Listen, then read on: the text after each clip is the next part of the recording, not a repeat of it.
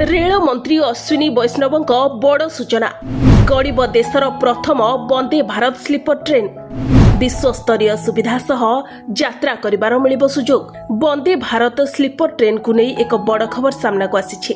Rail मंत्री अश्विनी वैष्णव स्पष्ट करिसेंति जे चलित वर्ष डिसेम्बर मासरू देशर प्रथम वंदे भारत स्लीपर ट्रेन आरंभ हेबो।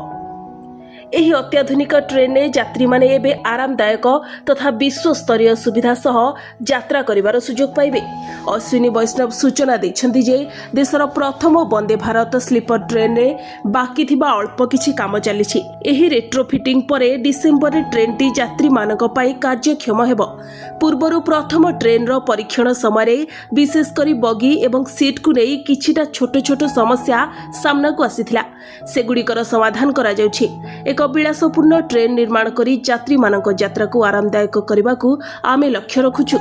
जरूरी कालीन अलार्म बटन को ऊपर बर्थ पछरु एपरी एक स्थान को घुंचा जाइछि जेउठारे यात्री माने सहजरे एहाको दबाई परिबे। अग्निकांड को रोकिबा पाई स्वतंत्र केबल एवं आर्क फॉल्ट चिन्हट डिवाइस लगा जाइछि। सीसीटीवी पाई अग्नि प्रतिरोधी केबल कनेक्ट करा जाइछि। सुरक्षा मान जांच करिबो तृतीय पक्ष। पूर्वरु अनेक थर वंदे भारत स्लीपर ट्रेन रो शुभारंभ स्थगित होइछि।